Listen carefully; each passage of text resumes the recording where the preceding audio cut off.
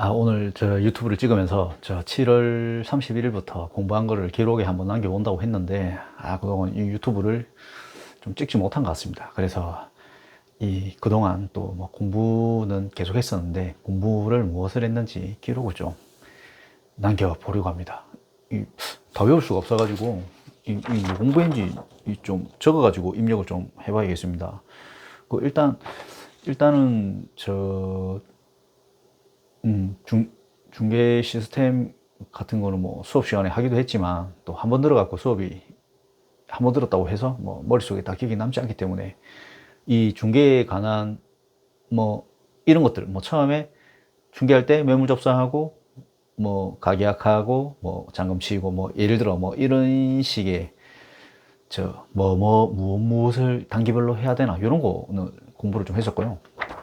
그리고 저 사실 뭐 하려고 하는 분야만 공부를 해도 괜찮은 것 같은데, 좀 그래도 이왕 공부하는 시간이 있으니까, 이왕 공부할 수 있는 시간이 좀 있으니까, 좀 내가 상가만 하겠다면 상가만 공부하고, 아파트만 하겠다 아파트만 공부하고, 이렇게 하지 않고 한번 두루두루 한번 공부를 해보고 싶었습니다. 왜 그러냐면, 차후에 이 시간이 지나고 나면 좀 새로운 것을 익히고 배우는데 조금 어렵지 않을까 싶어서, 약간 지금 하려고 하는 의지력이 좋을 때 공부를 좀 해보려 했고요. 그래서 저 아파트 같은 경우는 이제,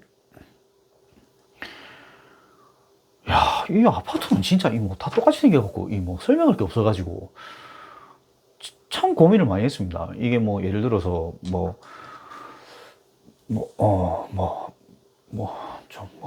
좋은 아파트 20층이다. 20층이다. 이렇게 하면 아유 고객님 이 뭐 고층이니까 이 저층보다도 이 가격대 방어도 잘 되고 가격도 좋고, 나중에 이 파실 때도 뭐 저층보다는 뭐 1억 정도 더 받으실 수 있을 겁니다. 뭐 이런 식으로 멘트를 치면 되는데, 뭐 필로티는 뭐 아이들 교육이 참 좋고 뭐 여러 가지 그 항상 쓰는 멘트들이 있죠. 그 하면 되는데, 뭐 어설프게 한 3층 건립보고 이러면, 야 이거는 뭐 뭐라고 해야 될지, 층수가 낮아서 애들이 공부를 잘합니다, 이런 말을 하기도 좀 그렇지 않습니까? 뭐 좀 아니면 뭐 아유 고객님 이 아파트가 가격대가 비싼 이유가 이 가격이 비싼 만큼 교육 수준도 높습니다, 뭐 이렇게 말하는 것도 좀 한계가 있지 않을까 싶어서, 멘트 연구를 막 하다가 일단 뭐 그 정도만 연구했습니다. 그 정도만 연구하고, 저, 아파트 투격을 공부하고, 가계약 할 때 이제 위약금 위약금 해약금 위약금, 또 까먹었다. 하여튼 까먹었는데, 하여튼 그걸 공부를 하고, 이 배액배상 같은 경우도 이제 저희가 수업 시간에 한번 듣긴 들었지만, 정확하게 이제 뭐 여태껏 저 예를 들어서 계약금 뭐 1,000만 원을 받았으면 뭐 무조건 뭐 2배로 돌려준다, 또는 뭐 계약금을 포기한다, 뭐 이런 식으로만 이제 생각하고 있었는데, 우리가 서울에서 수업 시간에 한번 배웠지만, 이 한번 배워갖고 다 기억할 것 같으면 이 공부를 왜 합니까, 사람이? 그렇기 때문에 이 배액 배상에 대해서 공부를 했고요.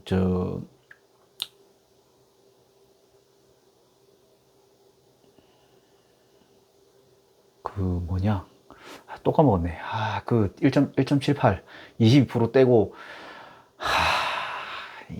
분명히 기억했는데, 이 카메라 앞에만 서면 울렁증이 있는지 머리가 나쁜 건지, 하여튼 배액 배상 이거 다시 공부해갖고 제가 이 유튜브를 찍어 보겠습니다. 그리고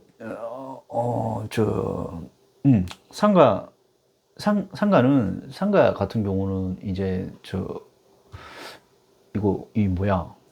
다들 아파트랑 상가 같이 해야 된다, 이렇게 이야기를 다들 하시길래, 상가 같은 경우는 이제 좀 보았는데, 상가는 이제 보통은 이제 근린생활시설 이제 1종에서 1종, 2종 여기서 이제 보통 하게 되니까, 그걸 좀 봤습니다.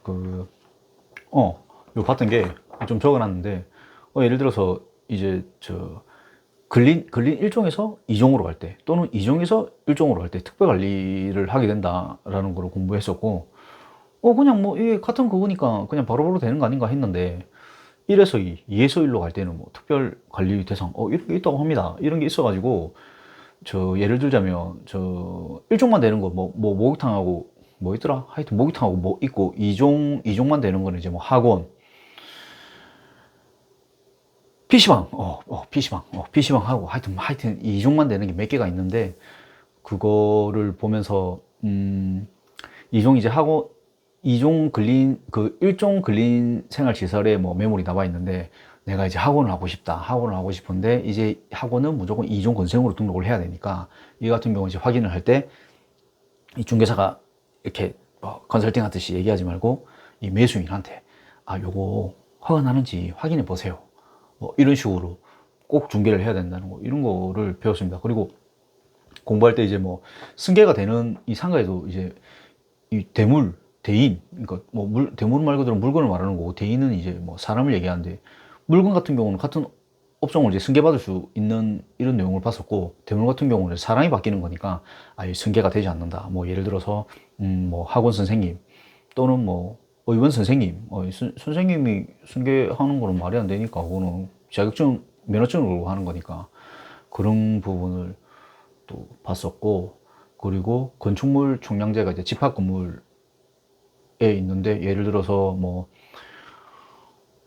일종은 뭐, 바닥 면적이 300 이하, 뭐, 2종은 500 이하, 뭐, 이런 거일 때, 예를 들어서 같은 업종, 뭐, PC방이 예를 들어서 2종인데, 500제곱미터만 들어올 수 있다고 할 때, 예를 들어 PC방이 하나 있는데 뭐 350을 쓰고 있다. 그럼 다음번 PC방 온 사람은 500을 넘으면 안 되니까 총량이 150 정도만 PC방에 쓸 수 있다.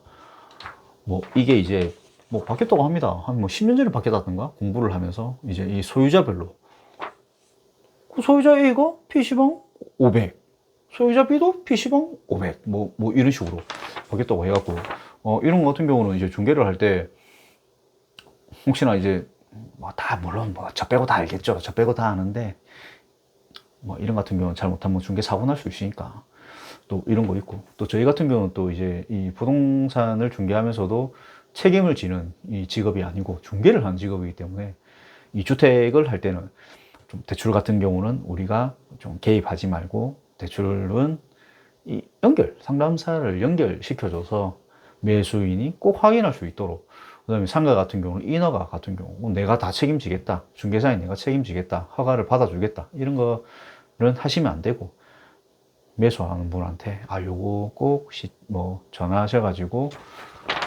허가가 나는지 안 나는지 확인을 한번 해보십시오.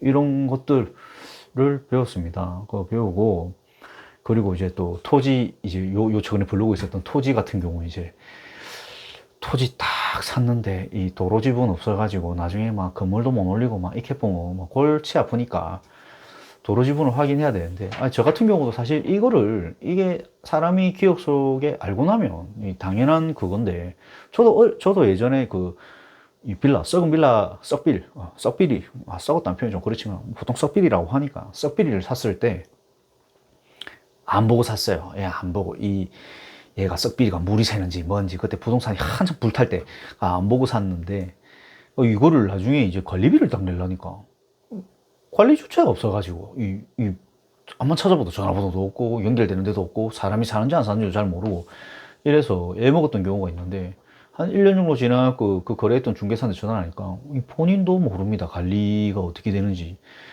그런 걸 보면서 참, 이 사람은 매물 파는 사람이 임장도 안 가보고 이거 중개했나, 이런 생각이 들 정도로 자기도 몰랐고, 사장님 제가 확인해봐. 참 기가 막힙니다. 이 진짜 무슨 꼭 얘기를 해야 아는 건지, 참 이렇게 하여튼 얼렁뚱땅한 사람인데, 그 사람 문 닫았습니다. 그 사람 문 닫고 폐업했습니다. 폐업하고 중개업 떠났습니다. 그 사람 참고로 떠났고. 그리고 이제 뭐 공장 중개할 때도 이제 뭐 1종 건생, 2종 건생, 제조장, 뭐 창고, 이런 거 공부했었는데, 좀 다 까먹었습니다. 다 까먹어가지고 다시 또 공부해가지고 오겠습니다. 이 허가 받는 거 공부했었는데, 그것만 기억납니다. 그냥 도로 6m, 그것만 생각나네요. 여러분, 도로가 왜 6m, 6m, 4m 아십니까? 저희가 공부할 때 공법 시간에 배워가지고 이 차를 2m로 잡고 양쪽에 사람이 왔다 갔다, 오른쪽 사람, 왼쪽 사람, 차 한 대 이렇게 왔다 갔다 해야 되니까 사람 간격을 대충 한 1m, 옆에 사람 1m, 자동차 2m가 4m, 최소 4m의 폭이 돼야 된다. 공법 시간에 배운 것 같은데 당연히 까먹겠죠. 시험치 좀 됐는데. 그다음 그거하고 상가에서 이제 그 하수도하고 정하죠. 방금 이제 이거 유튜브 찍기 전에 이제 오명섭 대표님이 프로그램 개발하셔가지고 정화조하고 하수도 그거 계산하는 거 그거를 만드시고 밑에 서류도 이제 만드셨는데, 저도 이제 이 상가 같은 경우는 이 인허가 허가받고 그냥 신고하고 뭐 허가 신고 하여튼 뭐 하여튼 또 까먹습니다. 하여튼 그게 있는데 그거를 이제 이 하수도 정화도 같은 경우도 이제 뭐 예를 들어서 우리가 이제 공중 화장실을 이제 그거 중개를 할 일은 없지만, 공중 화장실 같은 경우는 이제 하수도 인자입니까? 말이 어려워 또 까먹었네. 하여튼 유발계 수처럼 뭐가 있는데 그게 제일 높고, 또 음식점 같은 경우는 음식점 기억납니다. 70이었던 것 같습니다. 음식점 70이고, 뭐 일반 사무실은 뭐 오페소 이런 게 안 나오니까 뭐 15, 20 뭐 이런 게 있는데, 정화조로 이제 뭐 용량을 계산을 해갖고 이게 이제 허가가 나냐 안 나냐 뭐 이런 부분을 좀 보았습니다.